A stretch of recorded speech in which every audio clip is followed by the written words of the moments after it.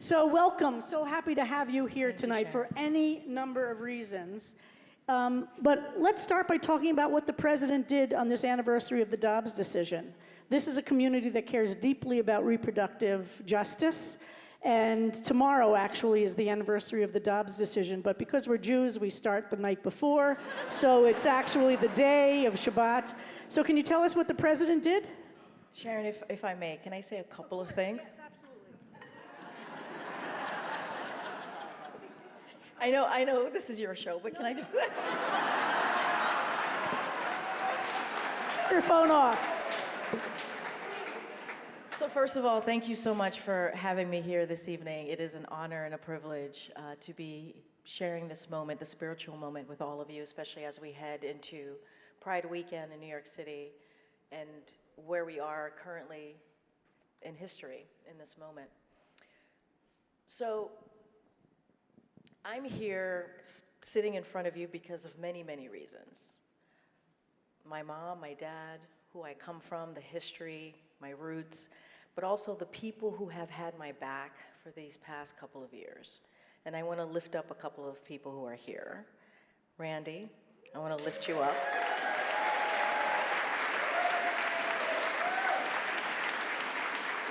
So I'm going to tell you a story.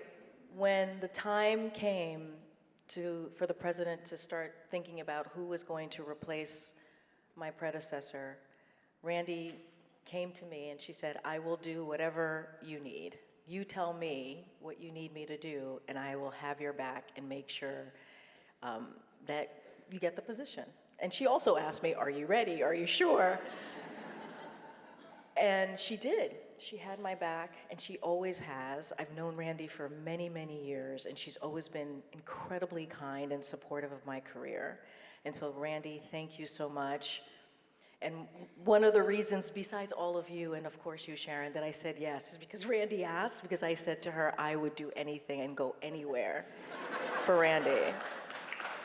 So I love you, and I thank you. She is the most dangerous person in the world, so you don't want to cross her. According to a certain network, yes. And Tish, I love you so much.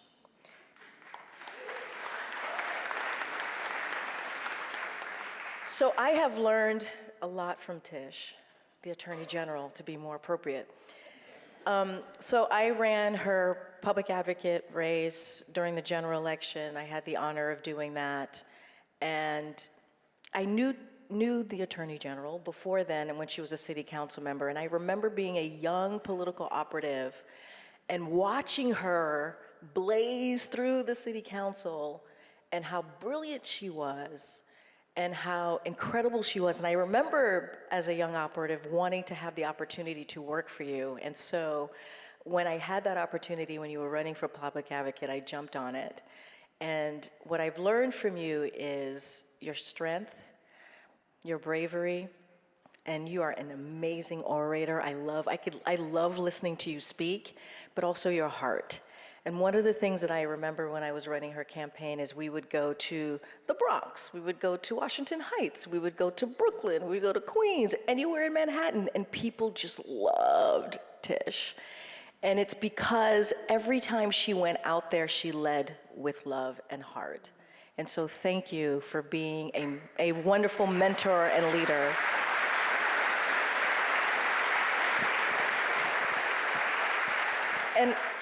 And I wanted to say all of this is because it is important who lifts you up. It is important who has your back. It is important who you hear from day in and day out. And when you were introducing me, Sharon, you said three things. You said, I am the first queer, the first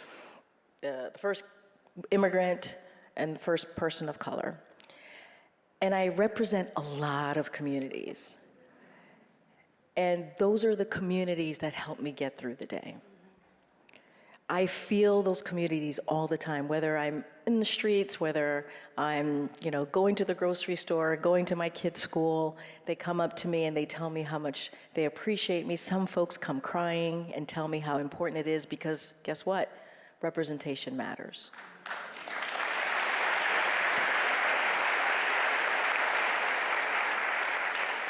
So thank you so much for having me here this evening. It is beautiful to see the camaraderie, the community, and how you all come together every Friday for, many of you for 50 years, and what this place means and how important it is to the community.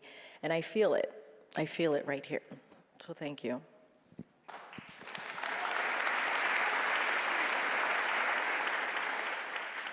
I'm just verklempt.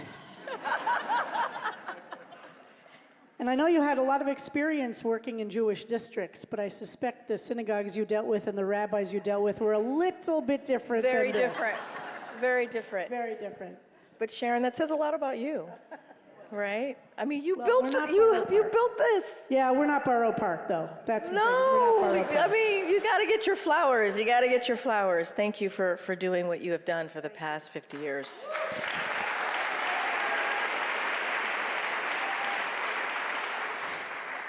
And one of the key elements of us as a community is understanding we're links in a chain, which is, I think, something you deeply get. That the role that we play in the world is to be grateful to those on whose shoulders we stand, and to be really aware of those who are coming after us.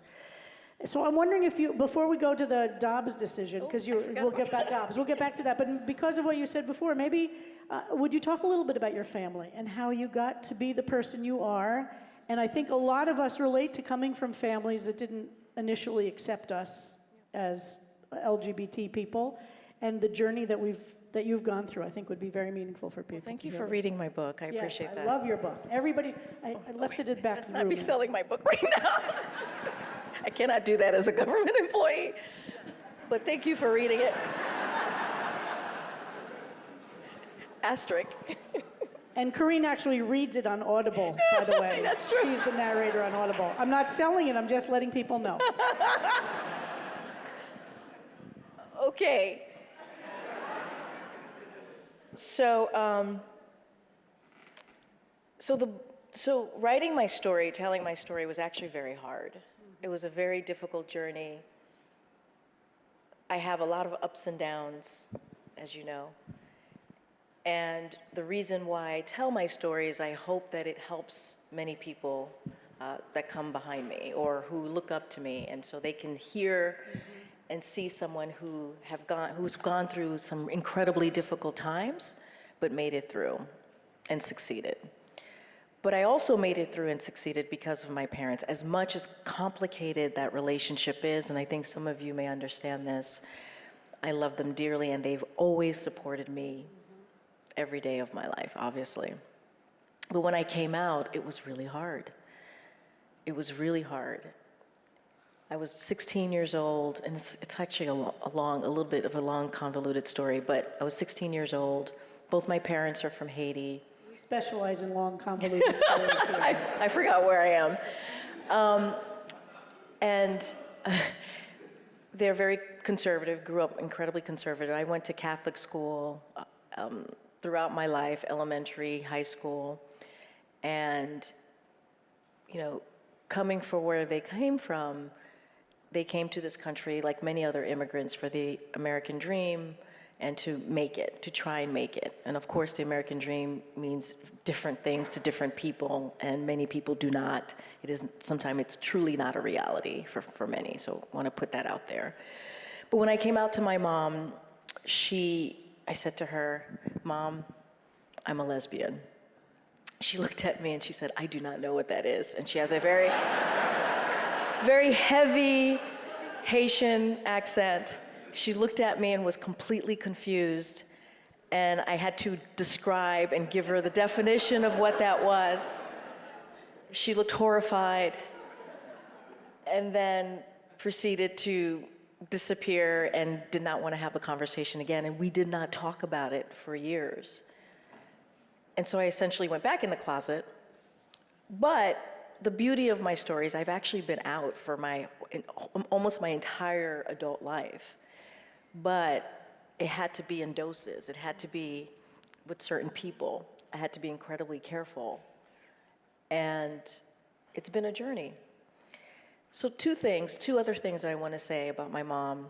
We are incredibly close. I have a daughter. She loves her granddaughter, and she is on the other side of this in a big, big, big way. And it is love, love, love that I get from her now. And about a couple of years ago, I spoke to a cousin of mine who's older, and we talked about my story of coming out. And he said to me, you know, the night that you told your mom that you were gay, she actually called me. And I had no idea, because I thought she didn't really understand what I was saying to her. And she said to me, he said to me that she said that she was so afraid for my life, that she was so concerned about what my life was going to turn out to be. And that was the fear. And it wasn't not accepting me, it was the fear. I'm a black woman, I'm an immigrant. Now I'm gay. So she was worried. But Mom, look at me now, right? I mean, I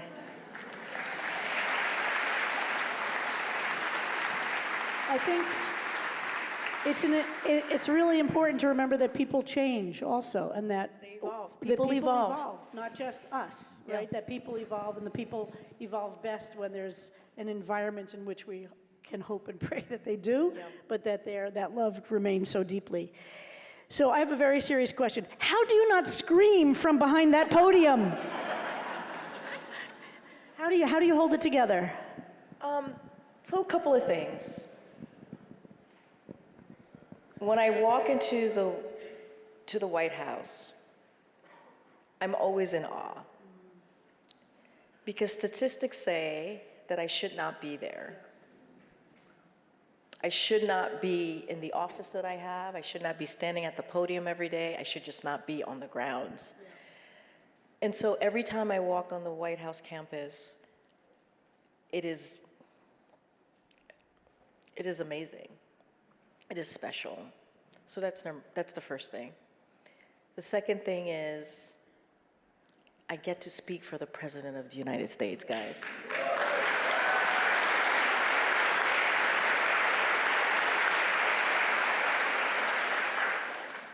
And I get to speak for President Joe Biden.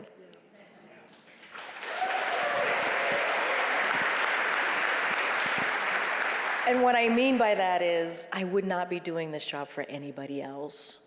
But this is someone that I've gotten to know, the Bidens, Dr. Biden, Joe Biden, I've gotten to know over the years.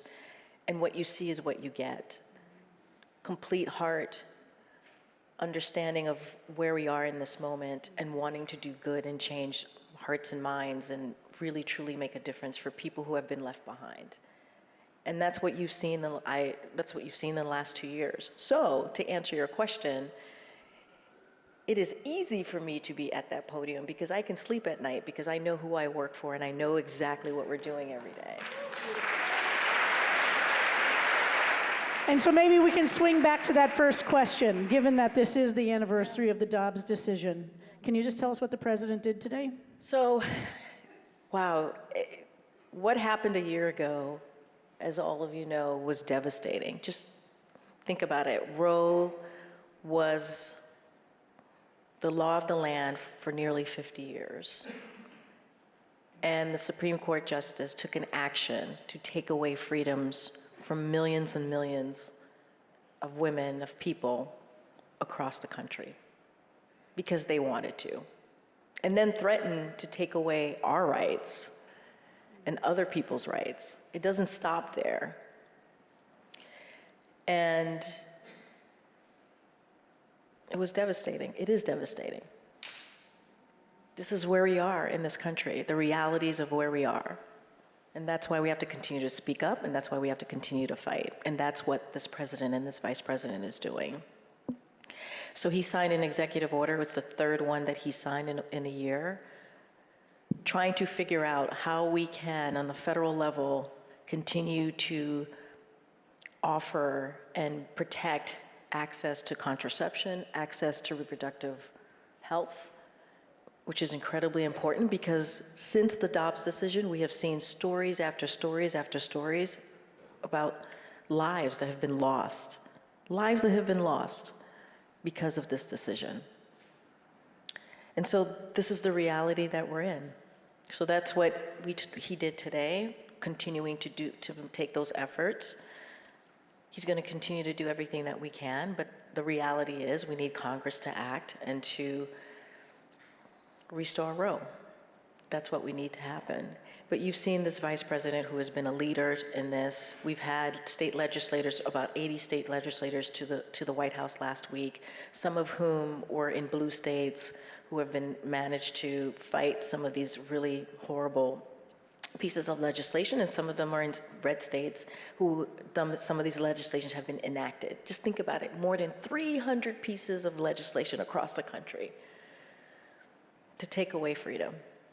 And I want to say, for those who haven't seen, you've really been under attack for your representation of the president's position on trans rights. Oh, absolutely. You have really been under attack for your position of such clarity about the rights of trans kids.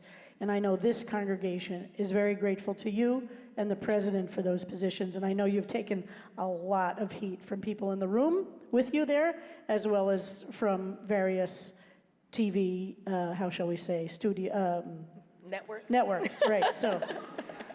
But speaking of TV, I'm gonna just switch, and we don't have a lot of time now. Is Gwen Marcus here? Gwen, are you here? There's Gwen Marcus. Hey. Gwen Marcus is the studio executive responsible for the L Word, who happens to be a CBST member. Yeah. So Gwen, so happy that you're here, because did you know that Karine Jean-Pierre had a cameo on? Of course you knew. So and then you had the L Word at the White House. How was that? Well, again, representation matters, and I think, you know, when you have a platform, you got to use it. Yeah. You got to use it for good, and I am lucky to have a platform, a podium, and the president allows me to use that for good. And I got to meet the original cast, actually, the cast of the current version of the L Word and the original cast when we were out in LA couple months, less than a year ago. And Eileen is just phenomenal, the co-creator of the L Word, and we became friends very quickly. And one of the days that we were in LA, I had dinner with her, and she was like, hey, so we're filming the final episode of the L Word, Generation Q. Right. And she was like, would you like to come to go see it, to go watch the final season or the final show? And I said, sure. We drove like an hour from where we were in LA, and I show up, and I didn't know anything. I'm not a Hollywood person, and it says Beth and Tina's wedding, and I'm like, wait, what's happening here? They're getting married? And she was like, yes, but if you say anything, we have to kill you. And I was like, okay, fine. And so we show up in Malibu. I get to see them get married, and then they're telling me, well, do you want to be part of the wedding crew? And I'm like, sure, the guest list. And I'm sure. So anyway, there's a cameo. I end up, the things that happen in your life that you never think that would happen. And so I end up in the L Word. But anyway, fast forward. Just a cameo, folks, just a cameo. Clothes on, it's all good. So fast forward to April, and I had wanted to invite them to come to the White House because I know how many generations that they have touched with their story, and how much the L Word has just changed the way we see the community, and also saved lives. That show has saved lives. And so it was Lesbian Visibility Week, which I didn't know existed. Yeah, who knew there was a Lesbian Visibility Week, huh? So that happened. So they came, and it was incredibly powerful. If you all have not seen the three characters, the main characters, Bet, Alice, and Shane, those are the characters that came, along with Eileen, who is a co-creator, as I mentioned. Just talk about the community and what it's meant for them and what their characters have meant for them and others. It is incredibly powerful. It's emotional. It is one of probably the most impactful moments that I think has happened in that room. You should take a look. It will move you. So Gwen Marcus, would you stand up so we can give you applause? Yeah. Gwen is responsible. Gwen, thank you. Thank you, Gwen. Representation matters.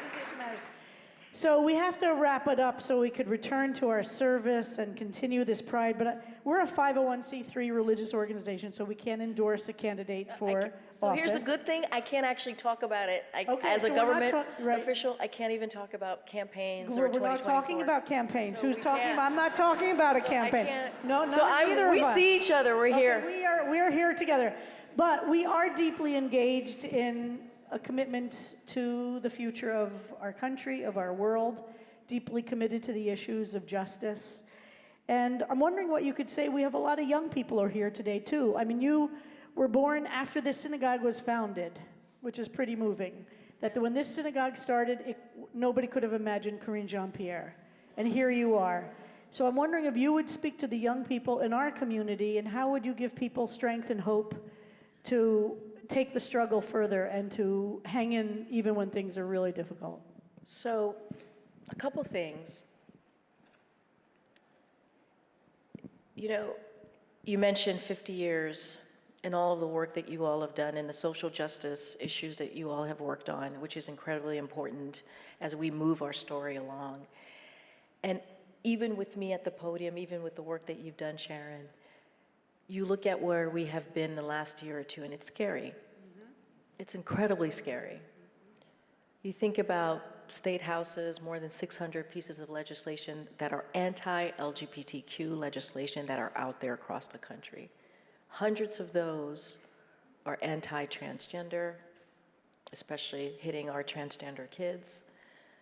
I remember a couple of months ago, I was speaking at an event for an organization, and after I spoke, I was saying hello to a lot of people and just thanking them for the work that they were doing, and most of them were volunteers.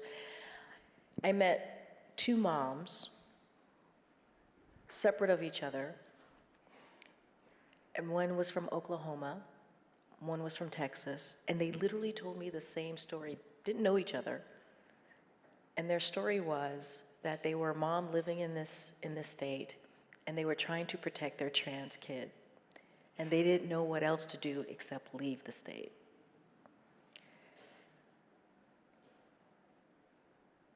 This is where we are. Yeah. One of the reasons why this administration fights the way that we do, one of the reasons why we are unapologetic about what we say and very purposeful about what we say when we say transgender rights are human rights, because they are.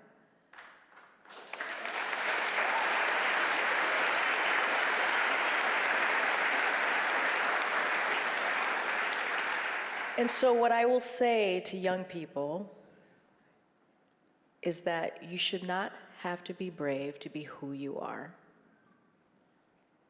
We see you, we love you, and you are exactly who you need to be in this moment. You are exactly who you need to be in this moment. Don't let anyone take that away from you.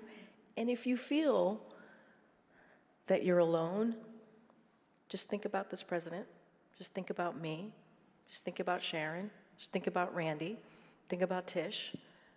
There's so many people out here who love you and will protect you and will do everything that we can to protect you. Live your true self, love yourself, love each other. Be who you are. Be who you are.